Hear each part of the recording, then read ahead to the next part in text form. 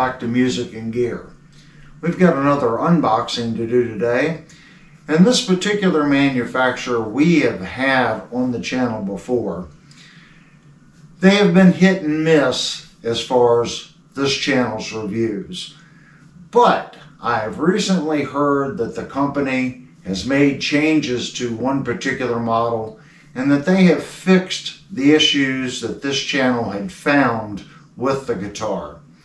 So I quickly got on Amazon and I ordered one. Now we're going to find out, is this truly the best $230 guitar on Amazon, or is it just YouTube hype?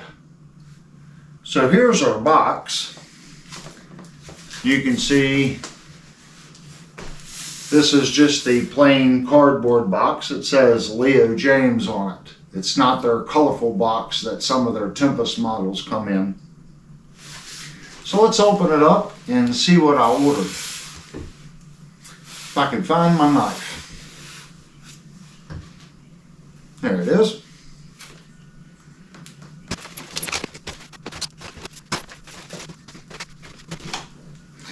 And I will say this, the box is taped up very well.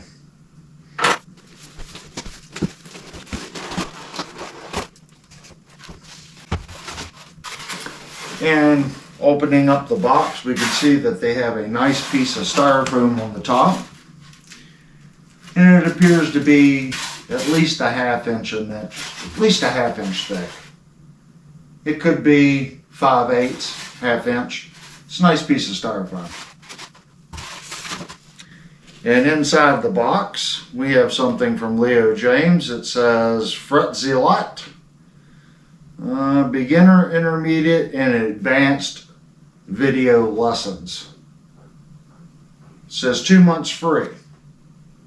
So if you're a beginner, you get 2 months free music lessons. We also have a goodie bag in the case here. And it looks like there's 2 Allen wrenches and of course the cheap Radio Shack cord. Now checking the guitar. And there appears to be about a half inch of movement back and forth, playroom in the guitar. I do prefer this shipping method over any other method. We've reviewed a lot of guitars on this channel, and when they come in the styrofoam like this, I've yet to get one that is truly damaged from shipping.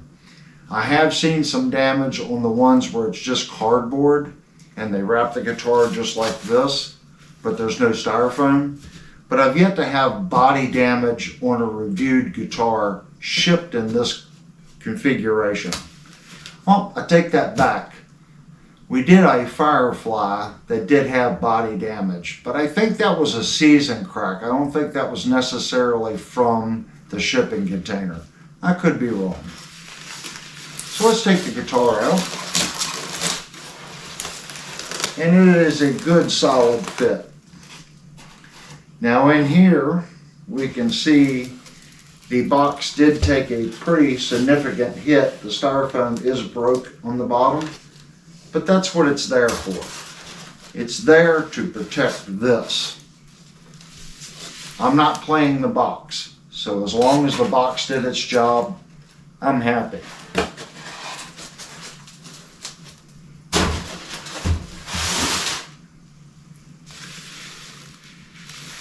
And normal, we have a rubber band at the top. And if you didn't know, this really is my favorite part. I like pulling the sheathing down and seeing the headstock for the first time.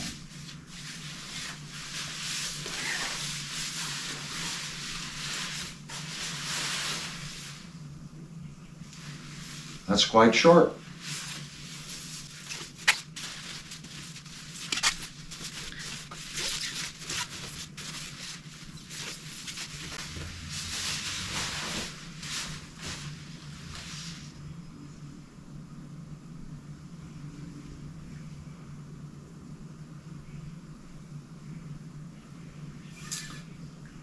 And like usual with this company, it is a quite stunning looking guitar.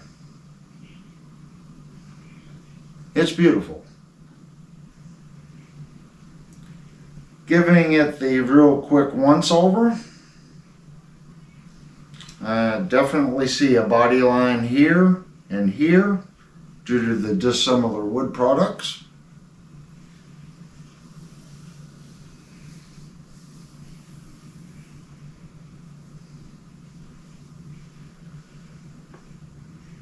It looks good just for the 2-second look over. Well, if you're familiar with this channel, you know we're going to tear this guitar apart. We're going to find out if they've made improvements to the guitar or not. My last review of the Monsoon, I liked the guitar, but what I found with the guitar was the pickups flopped around. They weren't stable. We also found some high frets, and we also found that the tuners on the guitar were very, very bad. So those are the 3 areas I want to see if they've made improvements on. Now we're still going to look at the general fit and finish, check the Henrys and the outputs of these pickups, and look for manufacturing issues. So stay tuned. Okay, I now have the guitar up on the stool, and we're going to go over the guitar. We want to look at the general fit and finish of the guitar before we really start taking the guitar apart. Let's look at the overall aesthetics of the guitar. First, the top of the guitar is a highly polished finish. Looking at it in the light, it has a really nice sheen to it. The finish is also quite deep. This is a Burl top, and it appears in the Burl holes that they've put a blue epoxy in the pitting of the Burl and sanded that off. There's also a book match going through the center of the body. And looking at the book match, I'm really not seeing a glue line. The book match in the seam here looks nice. The guitar also has a binding going all the way around, and we want to look at how well the binding was taped off.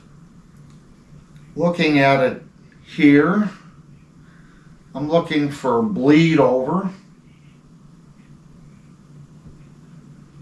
and I see just a little bit of bleed over from the translucent blue into the binding.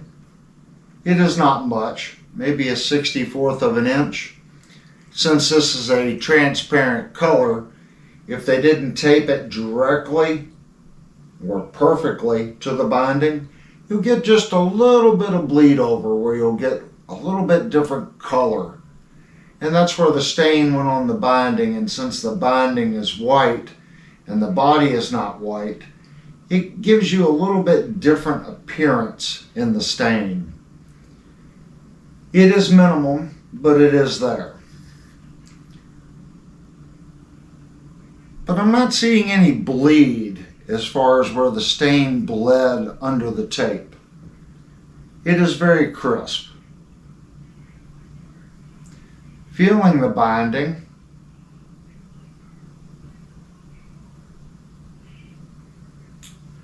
the binding feels flush to the guitar. I'm not feeling a lip or a ridge there. I am feeling a couple areas on the side of the guitar where I believe there are slight sanding issues, where it's not a true radius.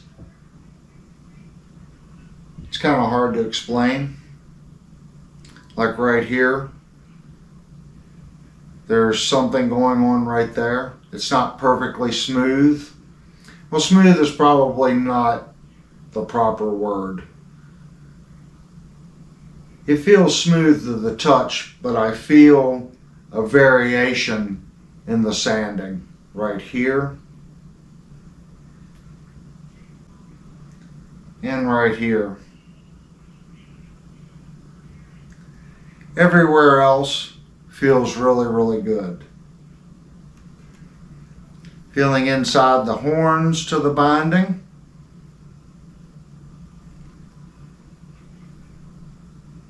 It's done very well. Everyone knows I'm picky. Looking at the finish on the bottom side of the guitar, again, it's nicely polished. I'm not seeing any areas where the finish is puddled up. I do see some light, very light scratches, and they are very light.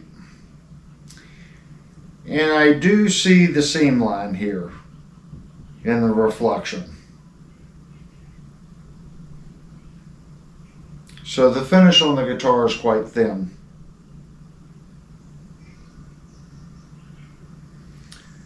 Looking at the bolts here that are holding on the neck, the ferrule ring that's in the hole is below the surface of the body, probably 1.5 millimeters, 2 millimeters, and they're using a panhead screw.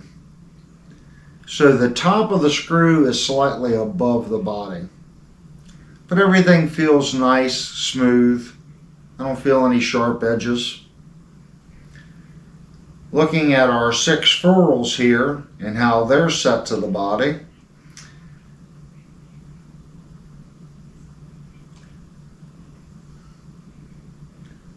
there's 2 that are sticking up just a fraction higher than the others, and they're all above the finish of the guitar. But I'm not seeing any cracks or anything in the finish itself from when they were drove in. Checking our rear cover plate.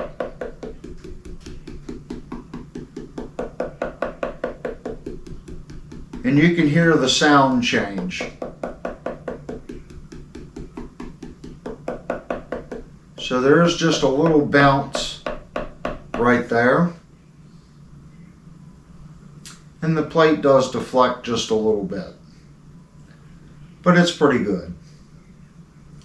It is set below the body,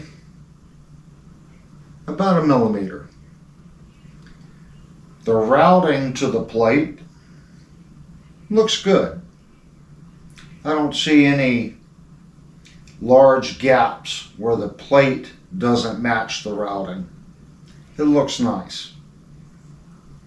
Looking at the 5 screws they've used, it does have 5 screws, not just 4.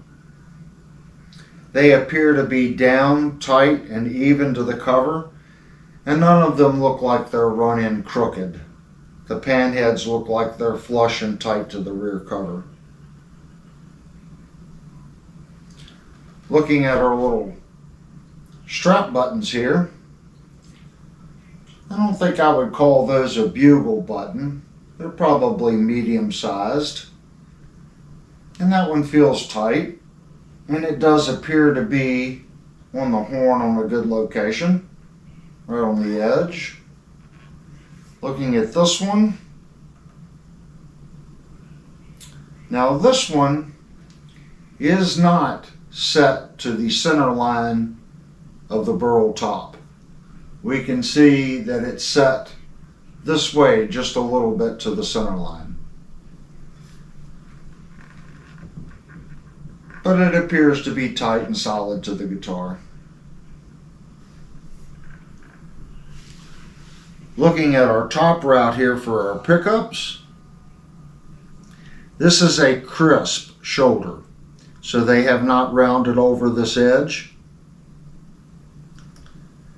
The first route looks nice. I don't see any missteps. It's a nice clean pocket that has been routed. Looking at the second one, again, it's crisp. I'm not seeing any missteps in the CNC routing. It's nicely done. Looking at our bridge to the pocket for the pickup, the bridge appears to be parallel to that pocket, so it doesn't appear to be setting askewed. Feeling the top of the saddles, I do not feel any of the screws on the saddles sticking out above the top of the saddle. So the way it is set up right now, the screws are below the top side of the saddle. I do feel a little sharpness right here, and just a little bit right there on the top side of the saddle. And that's from the bore in the saddle itself when the machine went in to do the threading. This one's the worst. Feeling the back of the bridge, the screws back here, I feel nothing sharp. The sides of the bridge feel nice. Running my palm across it, I don't really feel anything sharp. So these three little spots here, I'm not feeling with my palm. It feels smooth. Now something they've changed here, they have added a binding going down the neck. And feeling the binding to the neck, I can feel the transition. The binding is inset just a little bit to the wood section of the neck. And I can also feel it on the bottom of the guitar. So it is not perfectly flush to the binding. I do feel the transition there. It is not sharp, but I do feel it. We also have position dots on the top of the binding.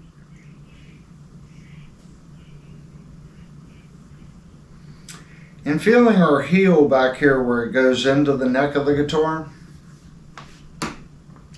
we can see that it's got a pretty large heel where they have not sanded this ramp back to the body of the guitar. There's a good 3/8 to a 1/2 inch flat spot here that's exposed. But looking at the pocket, the neck appears to be tight to the guitar. That does not mean that there's not a shim in there. There can still be a small shim. But it appears to be tight. Looking across here, where the neck fits into the body, I do see a slight crack. And it is slight. It would be under a 64th of an inch, maybe a 128th of an inch. In this guitar, the rosewood fingerboard sticks out past the neck, so it ramps over. And it's hard to see in there to see how well the back of the neck fits in the pocket. But looking at it, it's not obvious that there's a crack. It appears to be tight. And this side here is extremely tight. This section right here appears to be 90 degrees. And it fits nice.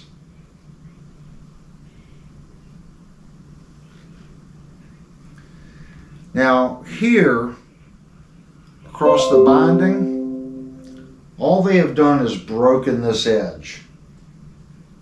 So it is not rounded over. And I can see a slight ramp in the finish from where the finish is puddled up on top of the guitar. And that's normal. On the back of the guitar, it appears that they have about a 3/16 of an inch round over all the way around the guitar. And we do have a belly carve right here, and they have broken that edge from the belly carve into the guitar. Looking at the back side of our neck, This is a roasted maple neck, and we do have a shiplap joint right here. And looking at the shiplap joint, I do see a glue line right here. I'm not seeing it here, and I'm not seeing it here. So this piece of wood right here had a spot that wasn't perfectly flat when mending it to this piece.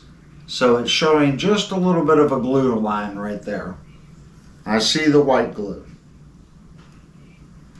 Would that ever cause a problem? Probably not.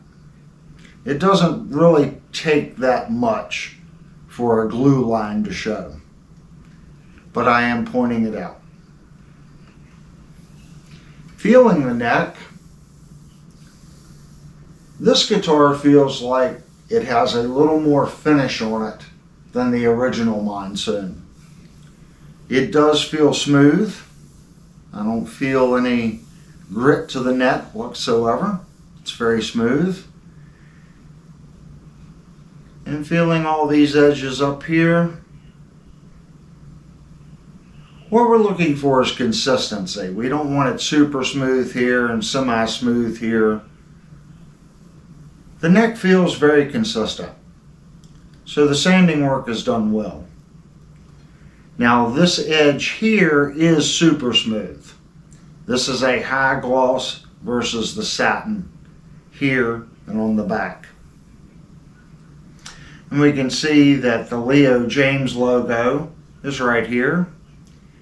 Putting my finger across it, I'm going to say that there's a couple coats of urethane over top of that.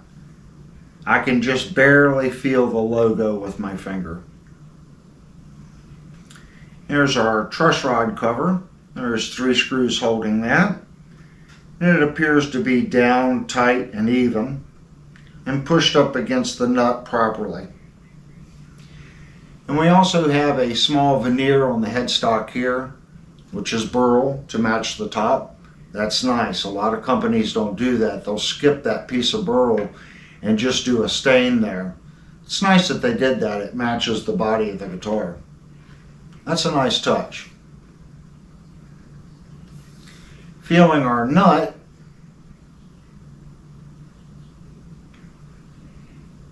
the nut on the top is definitely flush. I'm feeling something right there. So what it is right here is this nut on the back side right here isn't quite flush with this detail. When I run my finger across it, I can feel that edge. It is not sharp, but it is sticking out just a little bit.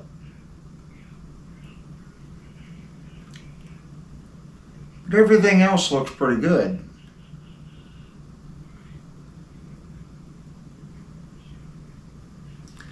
Looking at our binding, going down through here to our neck.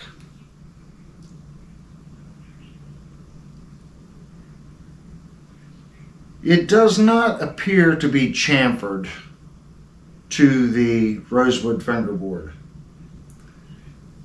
It was sanded. It's not a sharp edge, but the edge is not broken. They haven't chamfered to break that edge. Feeling our frets, there are no sharp frets. These are ball-end frets. Ball-end frets are never sharp unless one's sticking out of the fretboard, not set properly. These feel very smooth. Where companies have issues with ball-end frets is how they're pressed in. So I'm going to look down this guitar. We're going to look at the set of the ball-end frets.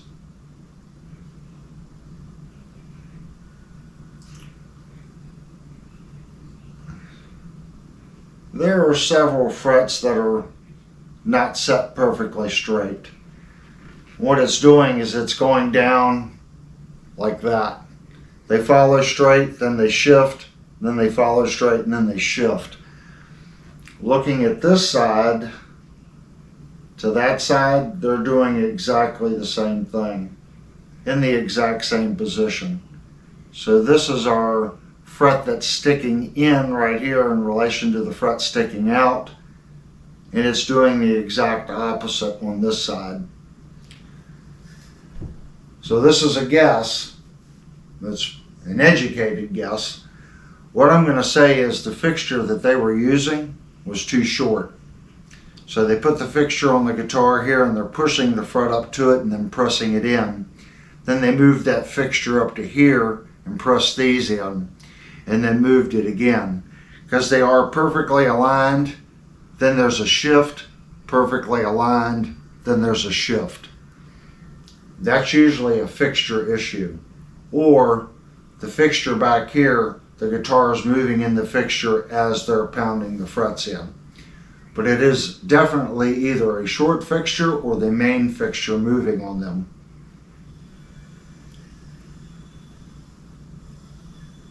It feels nice though. It's my job to point out everything that I see. Now this guitar has one volume, and I'm turning the volume knob, and it does feel very smooth.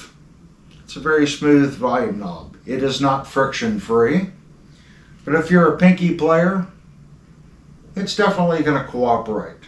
There's enough firmness there to where if you're jumping around on stage, it's not going to move around on you, but it's loose enough to reach down with your pinky and do quick changes. And the knob is not rubbing the top of the guitar. It spins freely. Feeling our switch,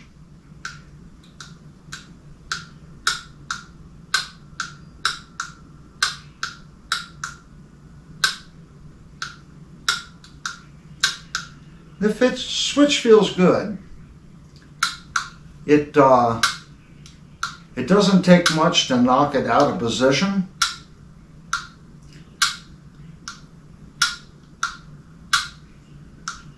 I'm not saying it would ever jump out of position, but if you're playing and you just tap that switch, it is going to jump position on you. Feeling for jiggle in the switch, in the upper position, the switch is solid. There is some jiggle in the center position, and in the lower position, and again, it's quite solid. But the switch feels good. Looking at our jack down here, checking the radius in relation to the guitar. And on this side of the plate, I can see light underneath of it. So the bend in this plate does not necessarily match the radius of the guitar. It is very close and it follows right up to the screws. And then from the screws out, it seems to go straight on this side and that side. So looking at it this way, I can see light between the body and the piece of metal that's holding the jack.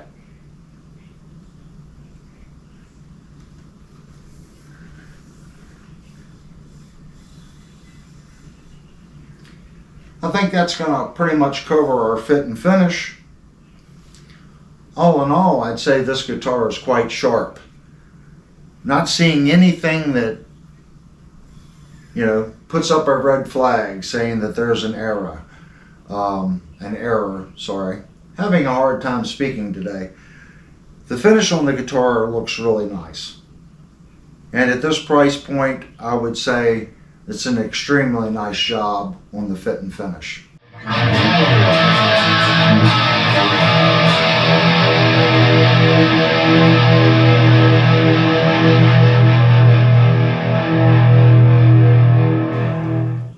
Okay, I now have the guitar plugged into our multimeter. I have the volume all the way up and I'm in the bridge position. And the meter in the bridge position, 1 ohms, is reading 15.99. In the center position we have 5.46. And in the upper position we have 8.16.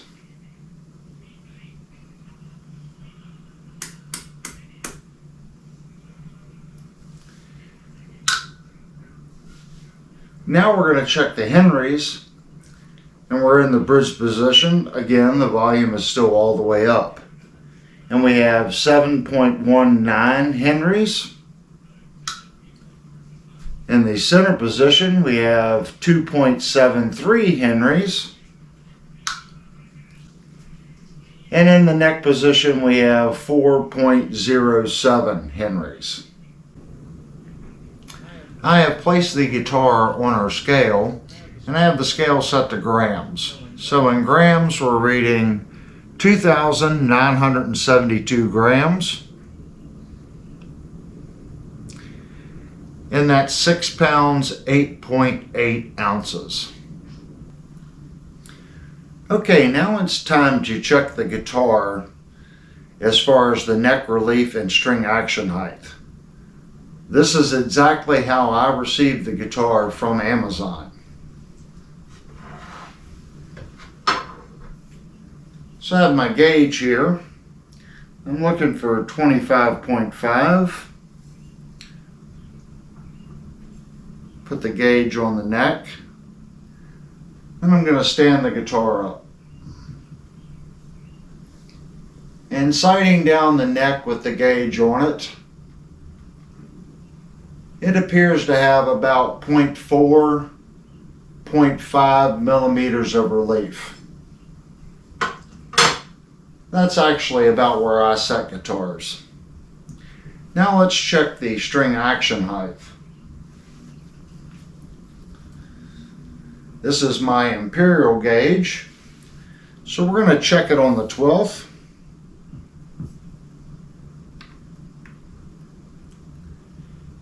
And on the 12th, it's reading 0.075 on the 12th low E. Let's check our high E. And the high E is at 0.070. That's pretty close. And for those of you that prefer metric, let's check our low E.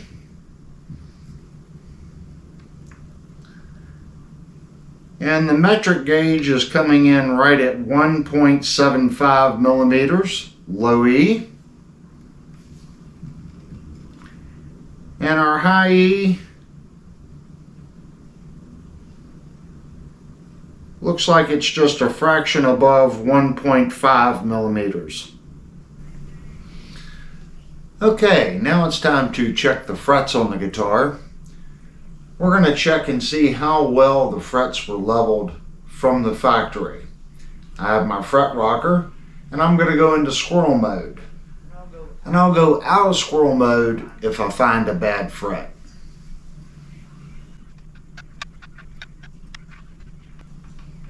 And right there, the 4th fret, right above the B string.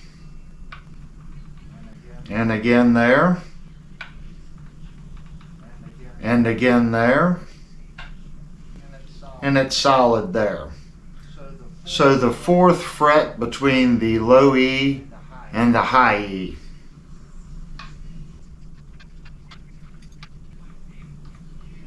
And right there, right below the low E, just a little bit of rock, just like the 4th.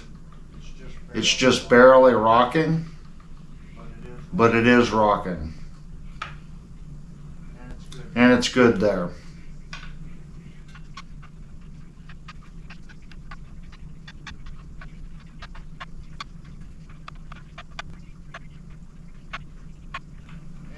And right there, 14th fret, below our A string. And it's good in the center.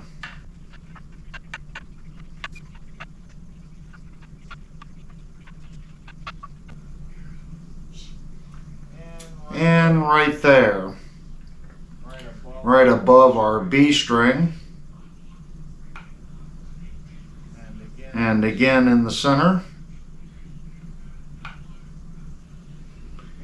And it's good right there.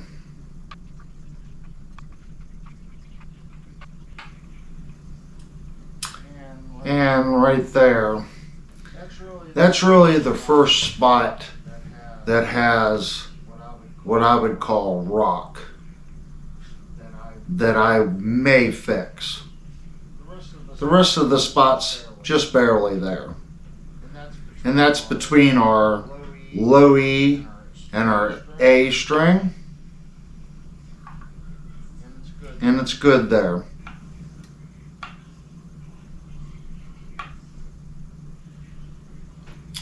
And right there above our B string.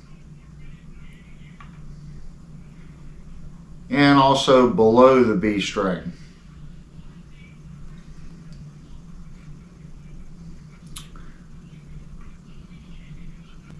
And right here is something concerning. So we're at our, this would be the 22nd fret between the B and the E string. And there's a little bit of rock there. If I slide up, now the center of the fret rocker is on the 23rd fret. It's rocking there as well. Now both spots, it's not as bad as the previous spot. It's not rocking bad, but like I said, what's concerning is you're shifting up one. So that means one of these are a low fret. Whenever you move just one fret up and it continues to rock, that's a tattletale sign that there's a low fret, not a high fret. Low frets are harder to fix because that means you have to sand all the frets to fix it. And here it is not present. And our 23rd fret right below our top low E, there's just a little bit of rock right there.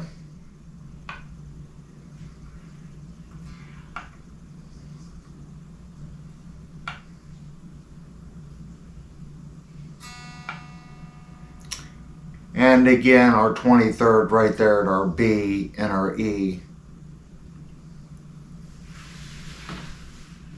All in all, the fretwork is pretty good.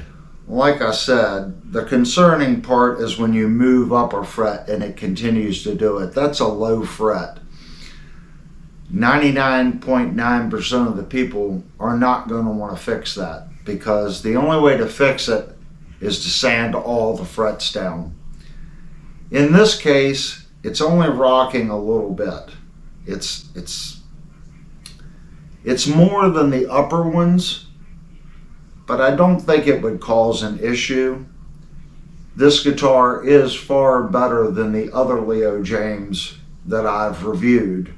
It seems that they are getting a little better at leveling their frets. Now let's take a look at the frets themselves and see how well they were crowned and dressed. And basically what I'm looking for is I'm looking for a flat spot across the frets.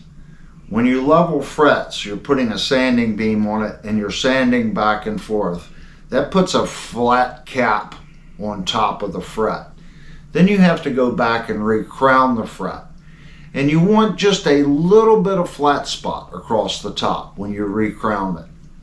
So that's what we're looking for. How much flat spot is left on the frets? We're also looking for tooling marks, and that comes from the crowning file. And all those marks will still be there if it wasn't sanded down and polished. And I'm not really seeing tooling marks.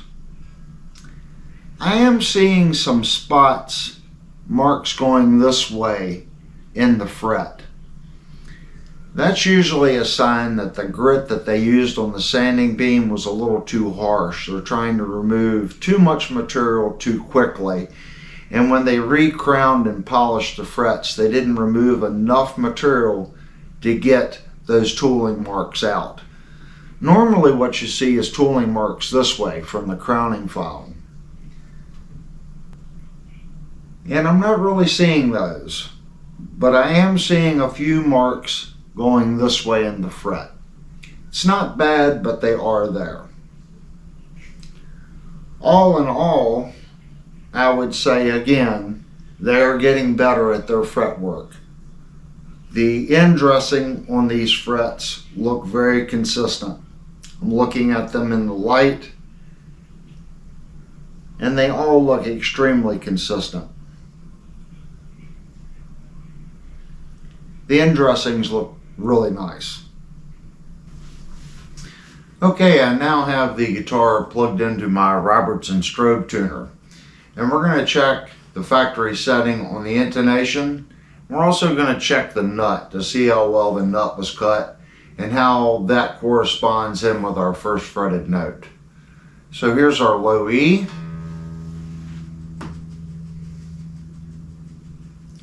Low E on the 12th. Open. 12th. And we can see that it's a little sharp. Open. First fretted note. And our first fretted note is a fraction sharp as well. There's our A. A on the 12th. Open. A on the 12th. And we can see the A is sharp as well. Open. First fretted note.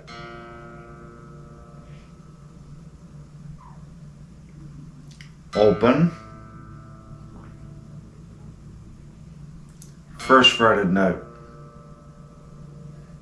And I believe that's the first time I've ever seen the A sharp being a little flat on the first fretted note. There's our D.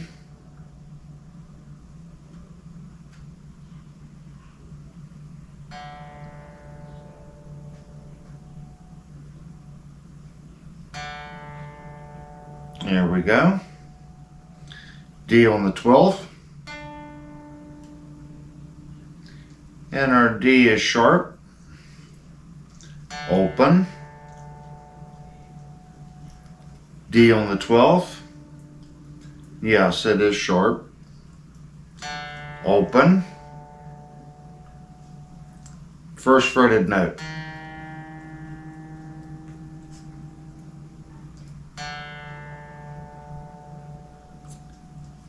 First fretted note. That one is very, very close. It's just a fraction sharp. There's our G.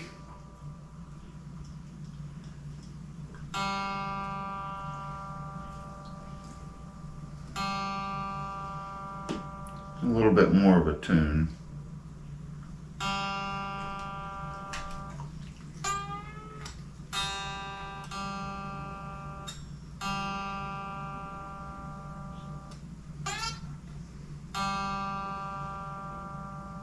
There we go.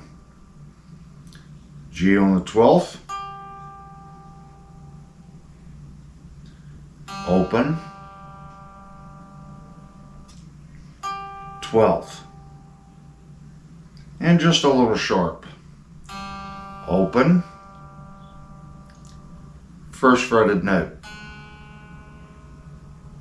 And our G sharp is really sharp. There's our B.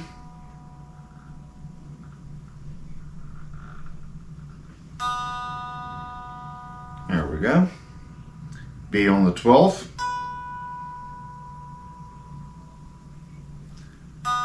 Open. B on the 12th.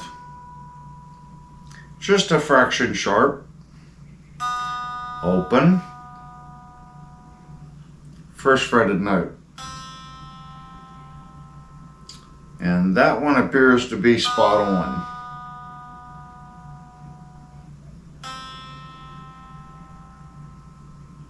maybe just a fraction short, flat. No, it's pretty much spot on.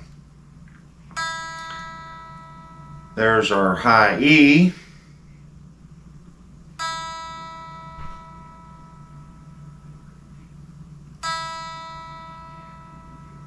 There we go. High E on the 12th.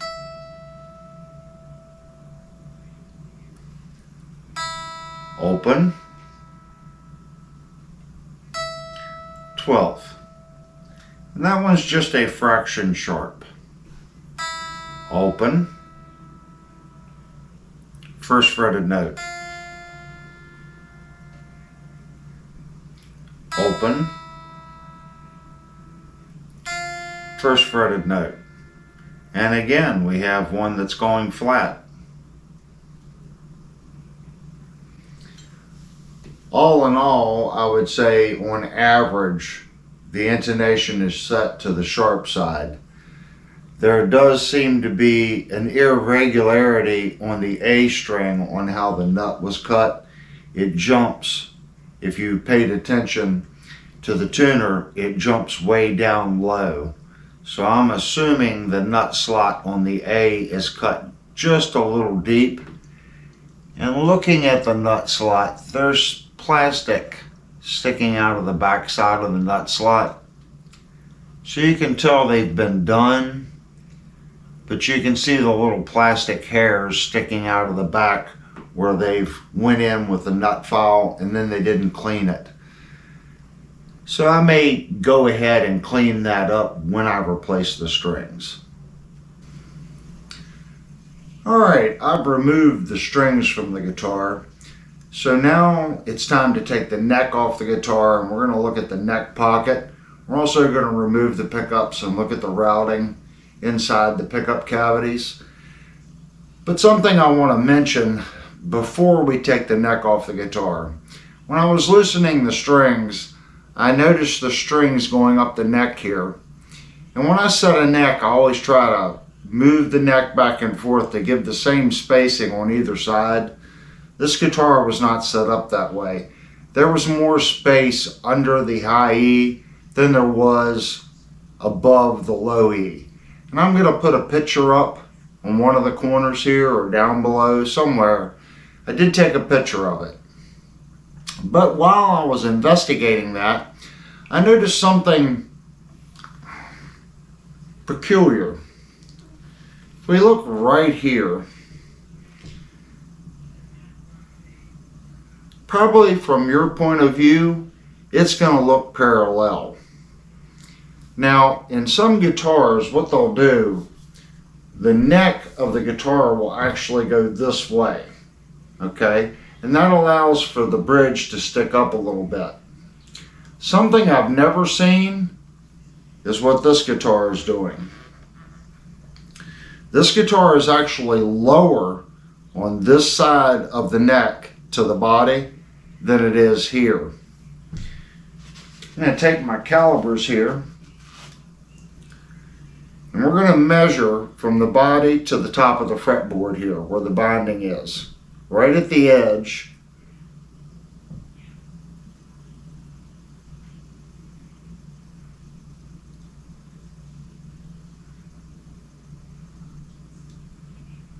And I'm going to keep the caliber square to it. And that's reading 8.50. Now we're going to get a measurement right at the 24th fret. And I had to push the caliber in.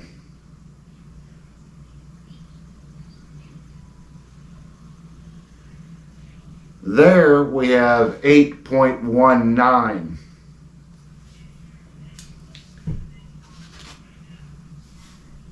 I have never seen that. Now, it's not something that I really paid too much attention to, but I saw it between the finish of the guitar and the binding. I noticed that it looked a little, it wasn't parallel.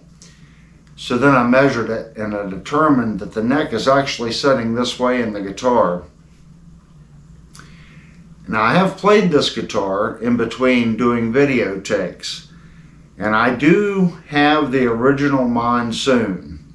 And the original Monsoon, I feel, plays better than this guitar. Now, I did completely set up the Monsoon. I re-shimmed the neck, I positioned the neck properly, I set the intonation, I got the arc right on the strings, I recut the nut, but all the components on the guitar are stock. And that guitar plays really well, even though it has some fret issues. The frets on this guitar are better than the original Monsoon that I have. This one has a funny feel to it, and I'm going to contribute that to this neck being set this way. So we're going to take the neck off the guitar, we're going to look for a shim, and if there's not a shim in there, I am definitely going to add a shim to kick this neck down. And I may end up having to change the screws in the saddles to bring the saddles up a little bit to get it to work. But I think having a positive neck angle like that and not a negative neck angle is creating some issues. I could be completely wrong. I don't think I've ever played a guitar that has a positive rake angle on the neck to the body. This will be my first one. Well, it was my first one because I'm not going to leave it that way. So right now, let's flip the guitar over and let's take the neck off this guitar and look at the neck pocket. Now, something I want to point out, I used to point out in my very early videos here on YouTube. This guitar is made in China, Taiwan, Japan. They have a different screw that we use here in the United States. When you see me using this screwdriver, that means I have tested and I feel that this screwdriver fits best. This is a JIS, Japanese Industry Standard. If you're stripping screws and hardware, you're probably using the wrong screwdriver. And you can get these on Amazon. This is a JIS and there's a couple of numbers after it. We're just going to call it a number 2. And then also have a JIS, of course it's got a couple of numbers after it. I call that my number 1 because it's how we refer to them here in the United States. A 1 is a little smaller than the 2 and the 3 is even bigger. But this is my number 2 JIS. And we're going to take the screws out now. Check and see how tight they are. And that was not very tight at all. Let's check the next one. Not very tight at all. I'm not even really leaning on it. Oh, well, that one had a little firmness to it. And of course, let's go into squirrel mode.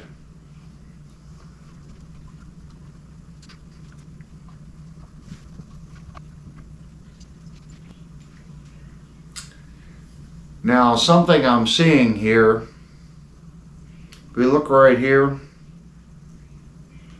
there's little wood shims in there, both holes.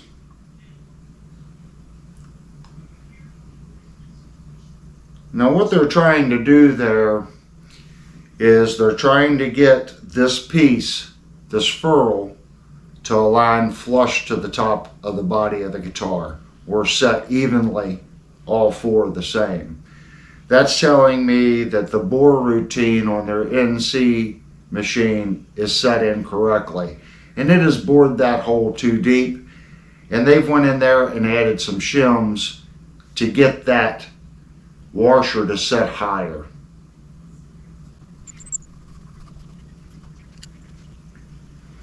And again, more shims. Since the first 3 have shims, odds are the 4th one's going to have shims as well.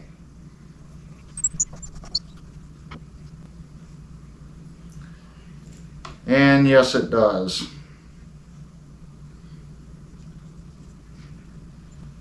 And I have oriented the screws over here in the exact same orientation that they came out of the guitar. So let's flip it over. Of course, our shims in the bottom there are going to fall out, but that's okay. Now let's remove the neck and see what we find. And the neck does feel tight. That is a nice tight pocket side to side. See? So that part is machined properly.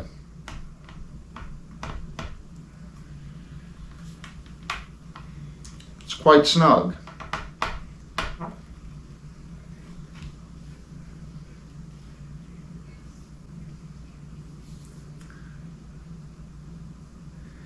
And there is no shim in the neck pocket, but we do have some chip out right here. We also have where it looks like they've ground into the neck here and here for fitment issues. And we can actually see there's a chunk of the neck missing.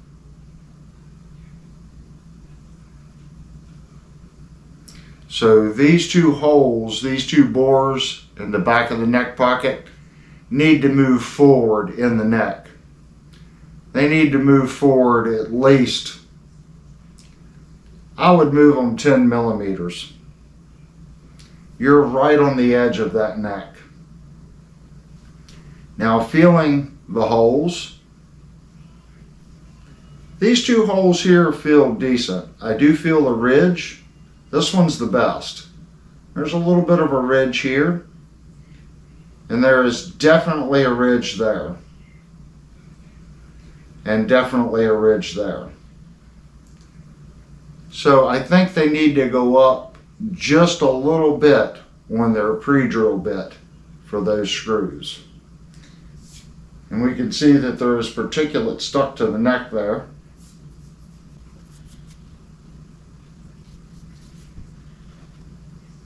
Now looking in our neck pocket,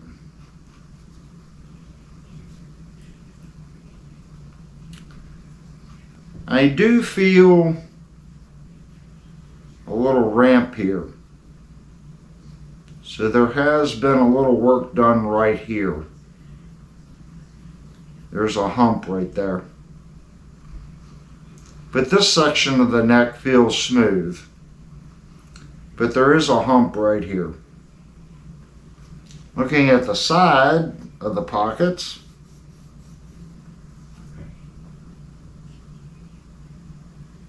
the side of the pockets look good. And there is something peculiar going on right there.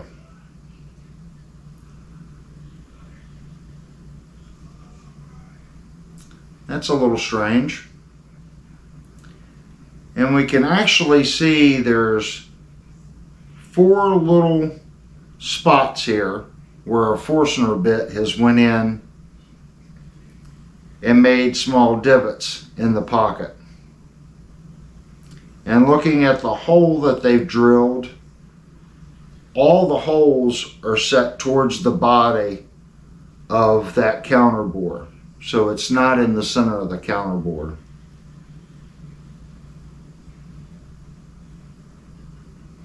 And then right here we have our hole that they've drilled from here in through the guitar to feed the electronics wire. And now that I'm seeing this bore hole right here, this mark is from the drill bit that they put in to come right here to bore this hole.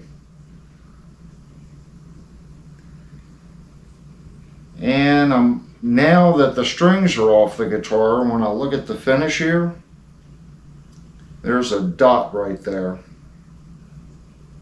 And there's a small dent right here.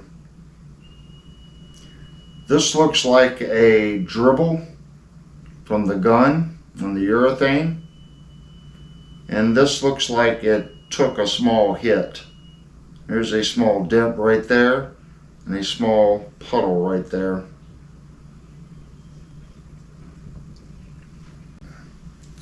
Okay, now let's look inside the pickups here. Let's remove the pickups.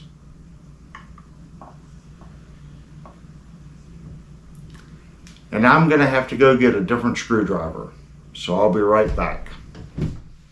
Okay, I went down to look for my #1 JSI.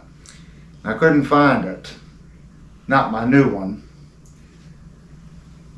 It was here the whole time. But I have two versions. Okay, this is the very old version of the JSI one, and this is the newer one. So we're going to try the newer one here. And that's it. But while I was in the basement, I went ahead and grabbed my old one.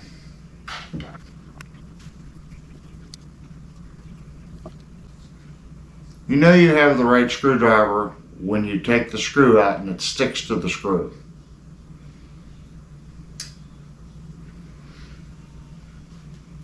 So let's take the pickup out and see what we have here as far as our routes.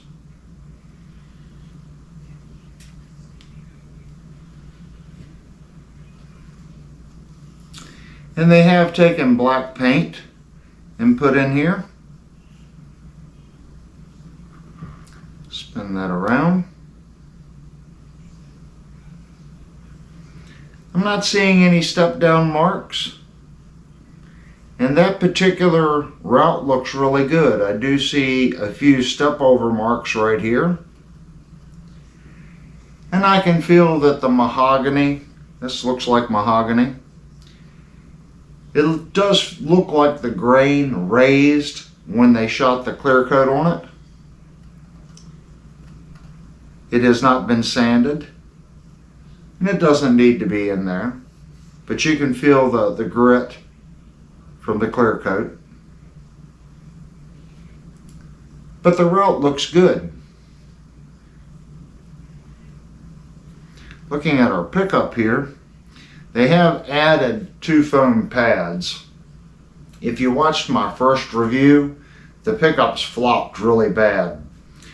Now, they have added 2 foam pads. My suggestion is make the pads softer. This is very hard rubber. And make the pads wider across. It should have one solid pad. And that should be out of some kind of memory foam, something that'll push in and bounce right back up easily. This foam's a little hard, and it's a little narrow, so the pickup can still move back and forth. But it is a step in the right direction. Let's check our second pickup.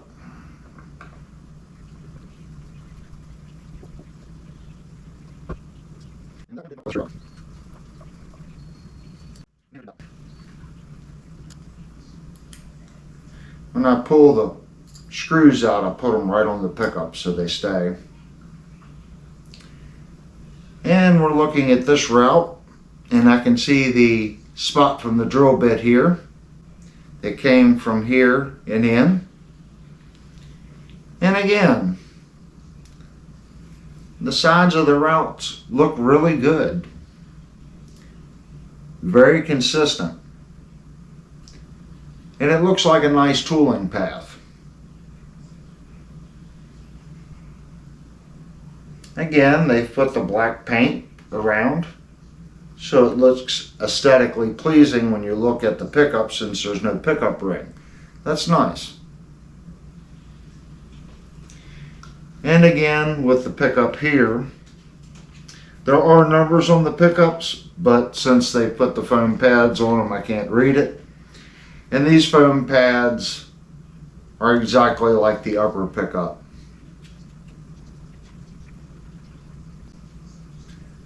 But that looks really good. Same with this pocket here. I'm not seeing anything peculiar going on here. There is a slight ramp right here. So someone did go in here and rework this just a little bit here.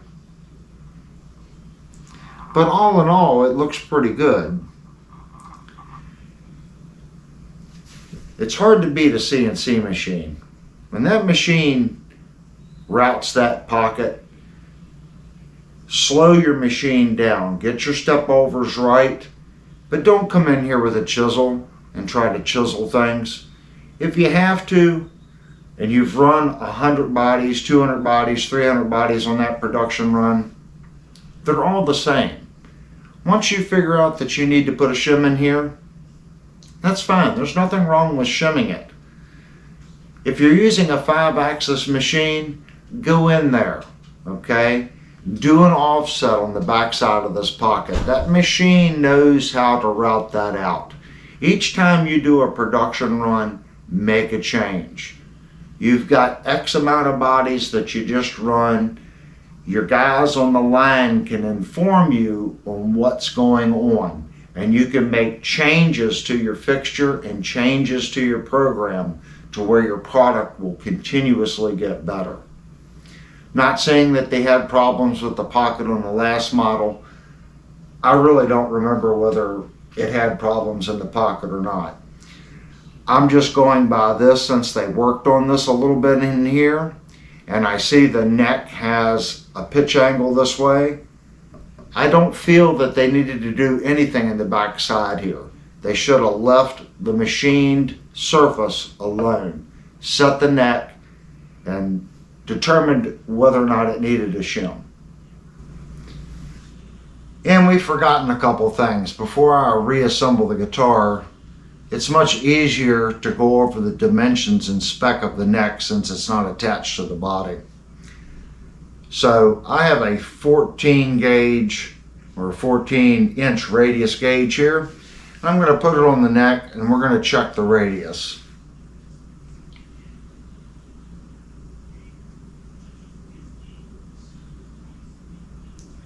Now at the top,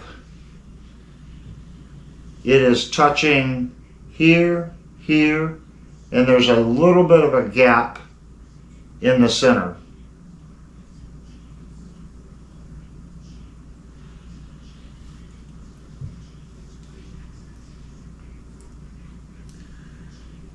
And there's just a fraction of a gap in the center at the base.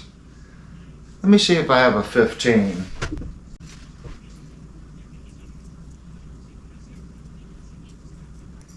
There's our 15.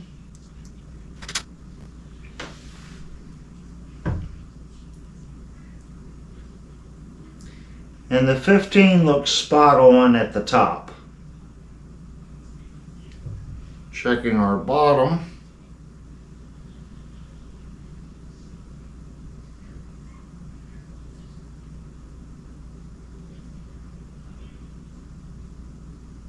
Yes. Looks like the 15 is fitting a little better. But I'm going to venture to say after sanding the binding on the neck, it acts like a 15 in the center with a slight variation on the ends. So you might want to average that out to like 14.75. But I'm seeing a slight crack here and a slight crack here. But it is actually tight. I'm going to use this gauge. It's tight all the way to here on both sides. And then I see a little bit of a gap here and here. It's doing the same thing down there. So that's usually caused by a sanding error. When they put this binding on, they've went in and sanded just this edge, and that's removed just a little bit of material on this outer edge, creating an ellipse. So I have my calibers here, and we're going to do metric first. So at our nut, zero it out. We have 42.58 at our 12th. We have 51.85. And at the 22nd, we have 57.15. And for you that like imperial, at the nut, we have 1.677 inches.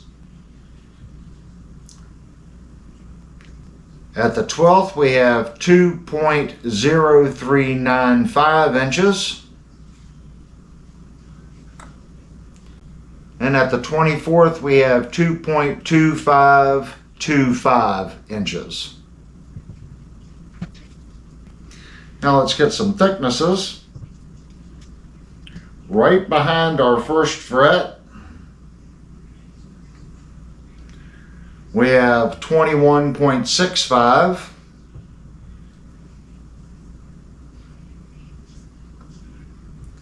And right at our 12th fret, we have 22.90. And from the top of the fret to our seat, at the 24th fret, we have 27.61. Now let's do it in inches.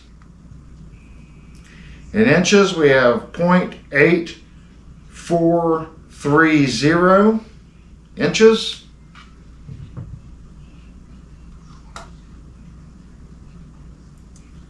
.9030 inches at the 12th. And at our 24th, down to our seat, we have 1.838 inches. Now I want to check the tuners. On our first Monsoon, it had horrible tuners. And these tuners have quite a bit of wobble. Well, that one's really bad. That one's bad. That one's better, but still not good. That one's a little better. That one's about the same. Feeling the tuners without the strings on, like right there, it gets tight. Gets tight. Now it's loose. Loose. I feel it getting tight. These tuners aren't very good. The last time I was putting strings on the Monsoon and I was winding it and I actually could watch the post wobble. And these posts do the exact same. They are wobbling. But when I put the strings on it, I'll get a good feel on how they feel with tension on them. They felt spotty when I was removing the strings, like getting loose, then tight, then loose, then tight. And that's usually a sign of very cheap tuners. Alright, you can tell I do have the guitar restrung. And since we had the guitar completely disassembled, I reset the intonation, and since we put shims in the neck, I was able to adjust the saddles, and I have the low E set to 0.070 and the high E set to 0.065. Right now I am plugged into my ART SGX 2000. It's running into a Butler Pro Valve 6L6 power amp into 4 Greenback Celestion drivers. On the effects loop, we're running an AMR PV tube sweetener and a BBE sonic maximizer. I am on channel 70, which is the clean channel.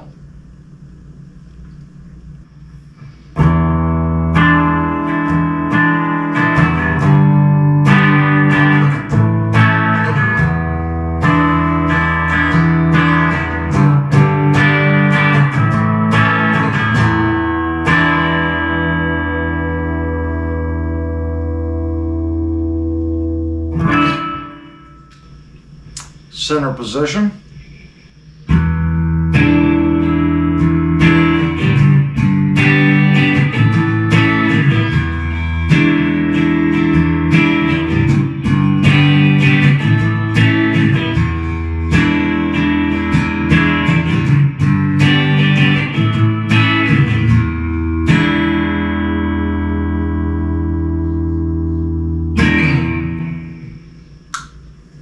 Neck position.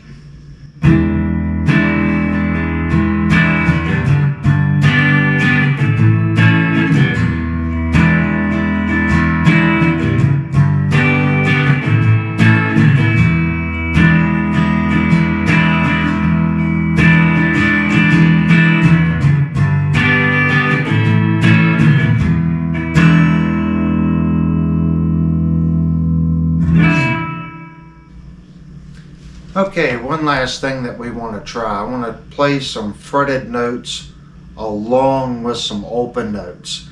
And you'll be able to hear the modulation, the variation between the notes.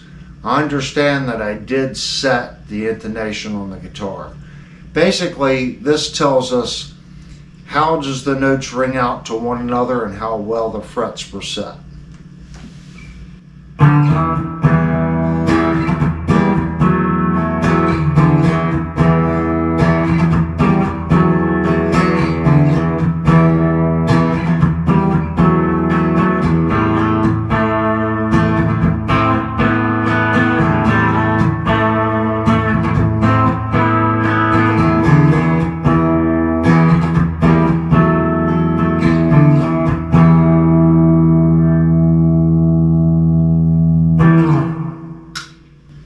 Center position.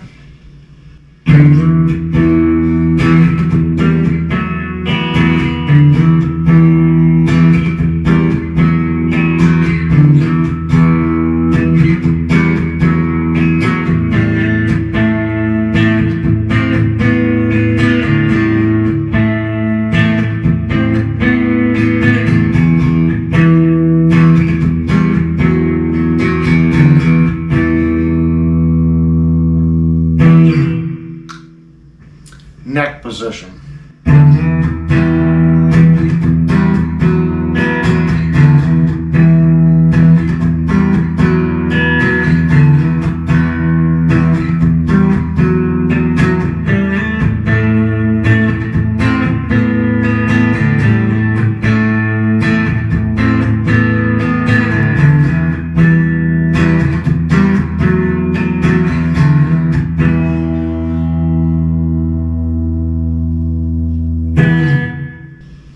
Okay, I now have the amplifier switched over to my high gain channel, and we are in the bridge position. The volume's all the way up.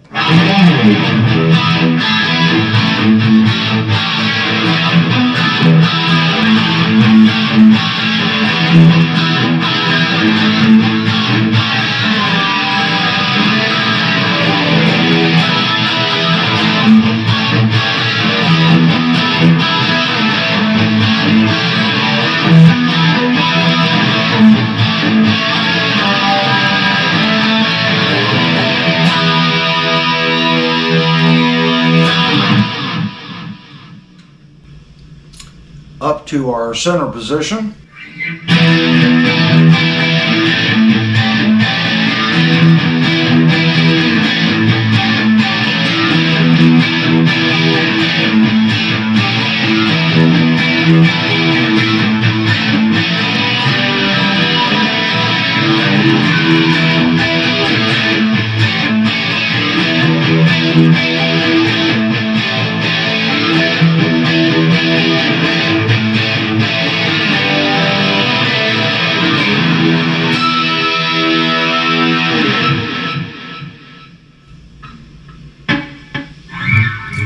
And the issue with ball end frets,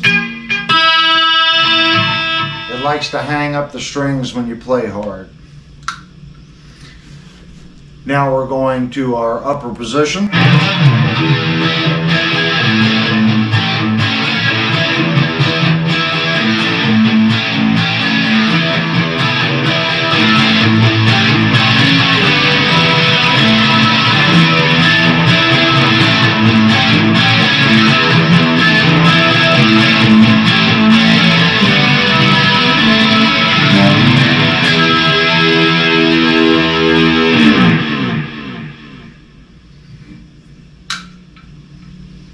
Okay, time just to kind of do a little goofing off with it, maybe do a little lead work, a little in between stuff.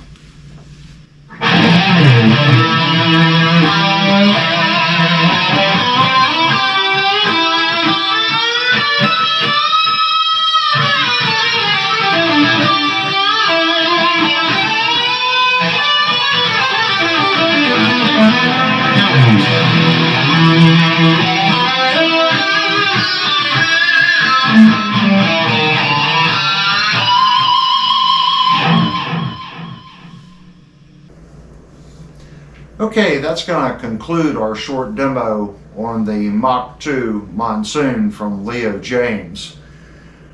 I want to kind of go over the original version versus the new version.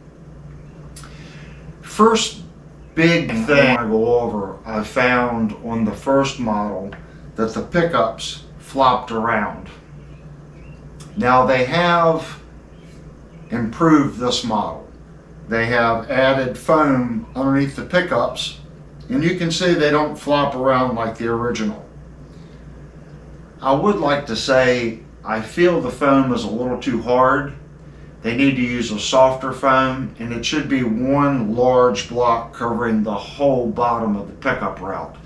That way it compresses into the foam and it's constantly pushing on the back side of the pickup. But it is an improvement. Something else they've changed, which is a nice change, they have added a binding to the side of the neck here. Even though it's cosmetic, it is nice. And they did put placement dots on the top. It's a nice addition. It's a nice little upgrade. Now, problems that we found on the original model that this model still has.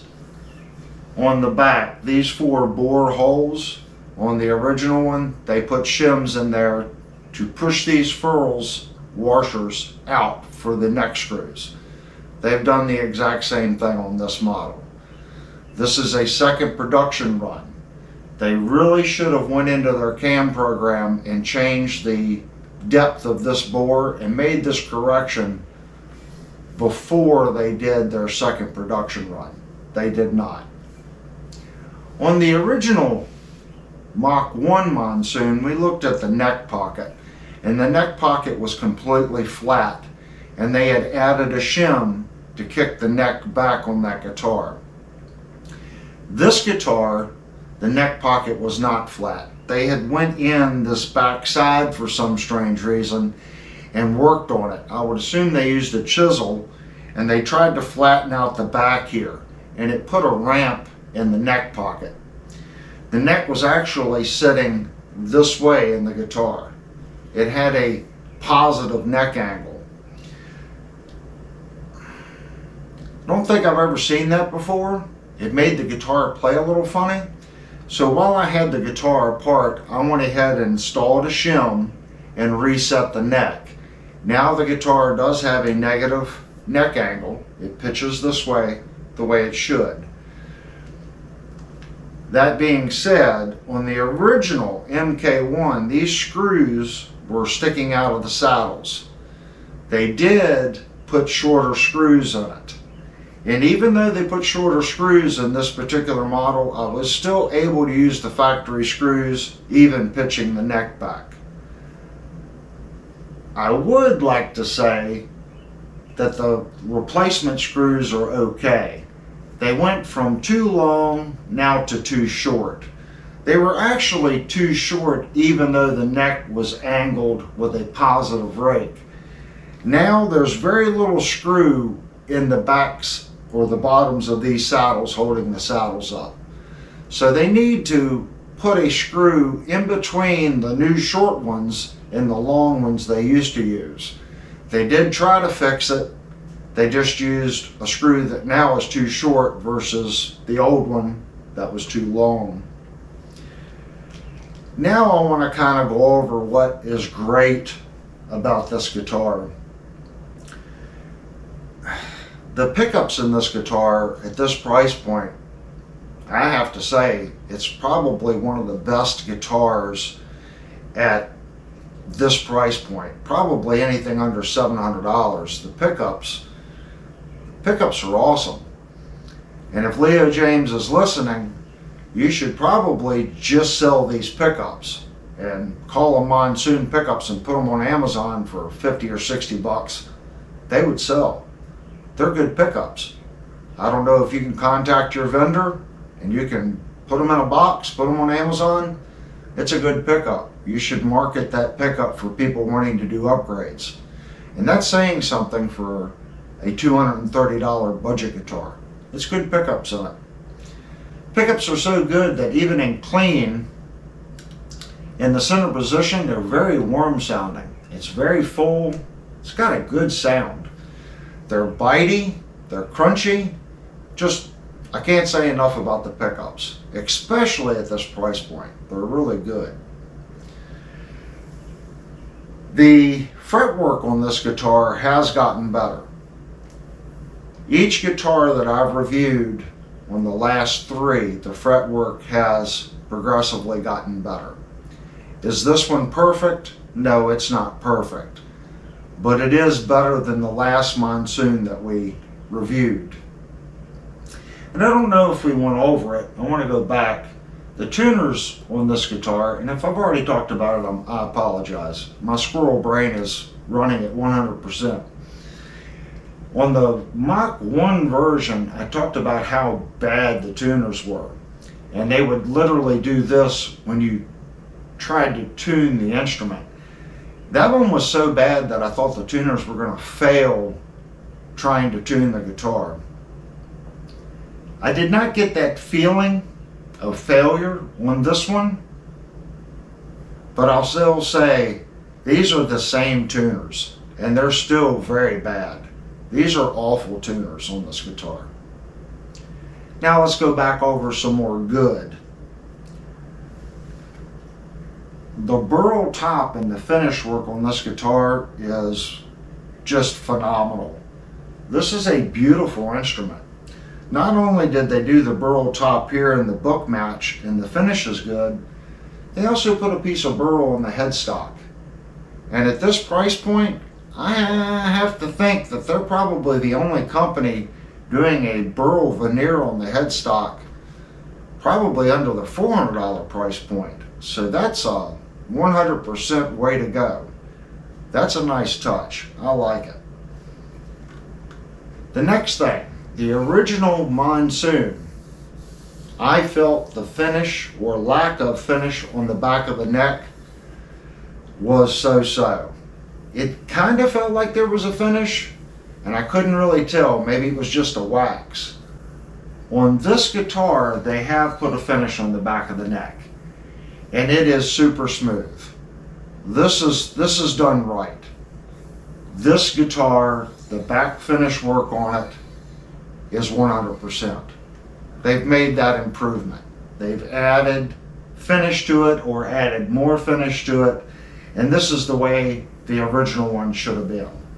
This is a nice finish on the back of this guitar. It's smooth, it's consistent, and the neck feels nice. There's nothing wrong with it.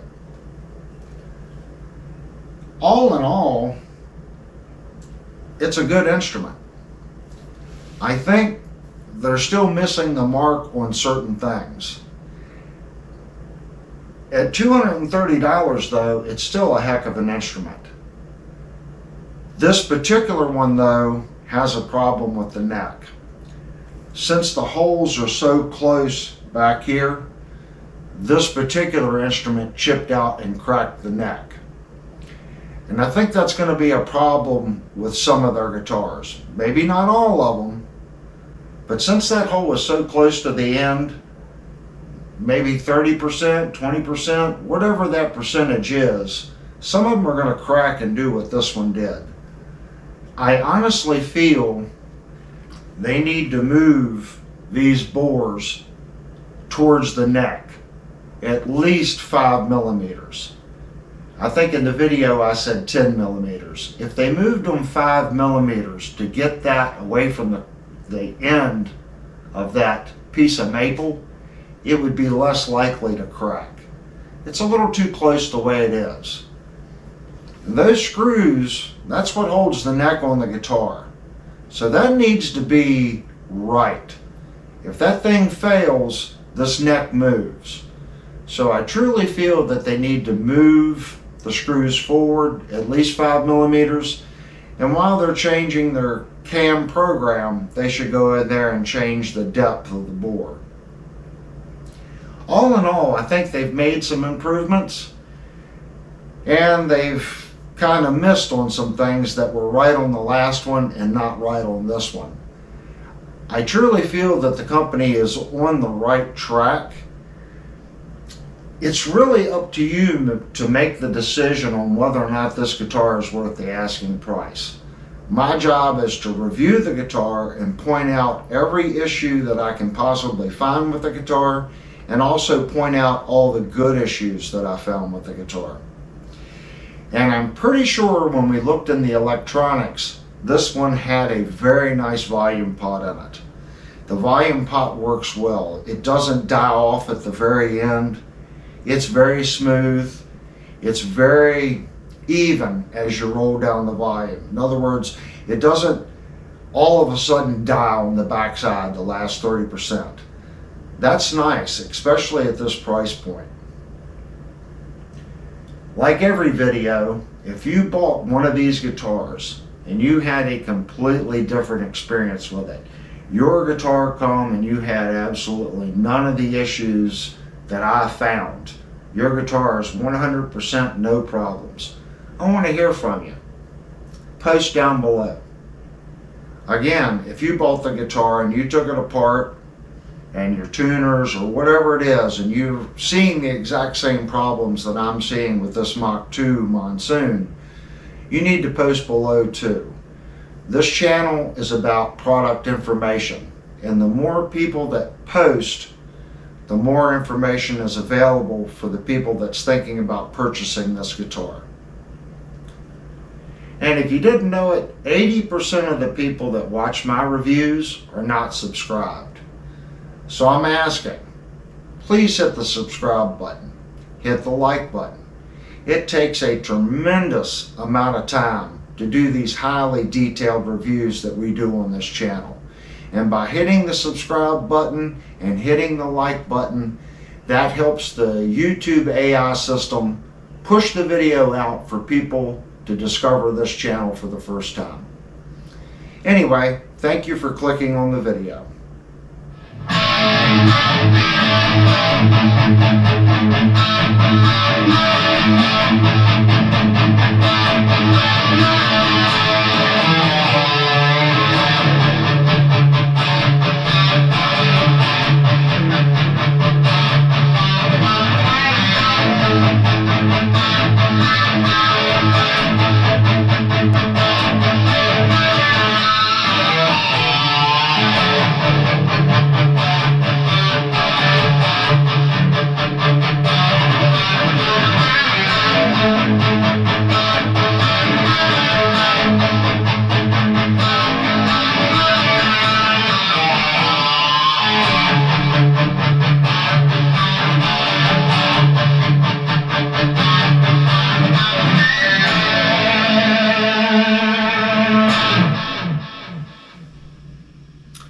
Okay, I now have the amp switched over to my high gain channel, which is channel 53. We are in the bridge position. We're just going to do the exact same thing I always do. It gives you a reference of what this guitar sounds like through an amplifier that I've done many reviews with.